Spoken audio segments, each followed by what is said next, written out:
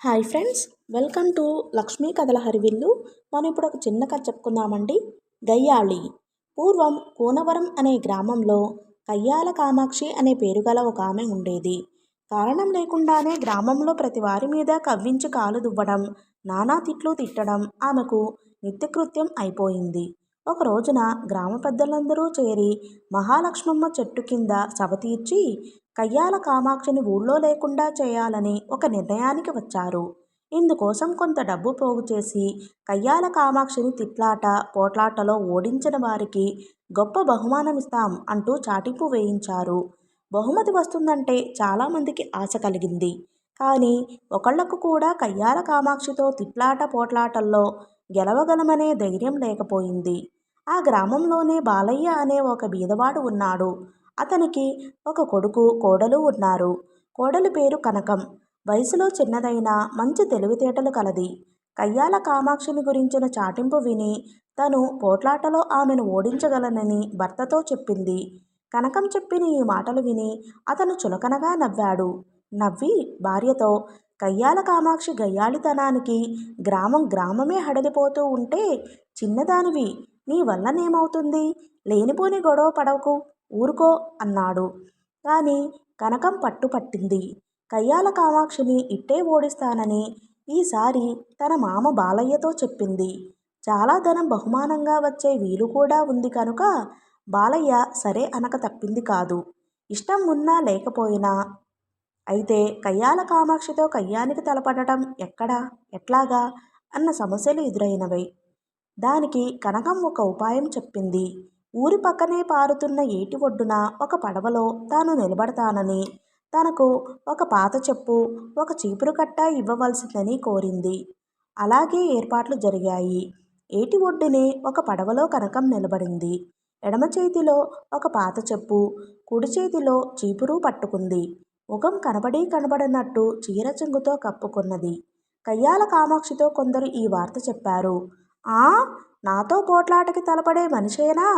ఈ లోకంలో ఉందా అసలు? చూస్తాలే దాని సంగతి. ఆ, అంత పొగరా అంటూ కామాక్షి ఏటి దగ్గరకు బయలుదేరింది.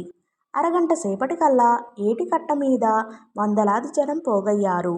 వేడుక చూసేందుకు వచ్చిన వాళ్ళు ఈ దెబ్బతో కయ్యాల కామాక్షి శని విరగతుందనుకున్న ఆశతో వచ్చిన వాళ్ళు కనకాన్ని చూసేసరికి ఆశ్చర్యపోయారు. ఈ చిన్నమ్మాయి ఆ గండు ముసలి దానితో ఏం పోట్లాడగలుగుతుంది అన్న అనుమానం అక్కడ పోగైన ప్రతి ఒక్కరికి కలిగింది. కయ్యాల కామాక్షి గొంతెత్తి తిట్టడం ప్రారంభించింది. ఎవతవే నువ్వు?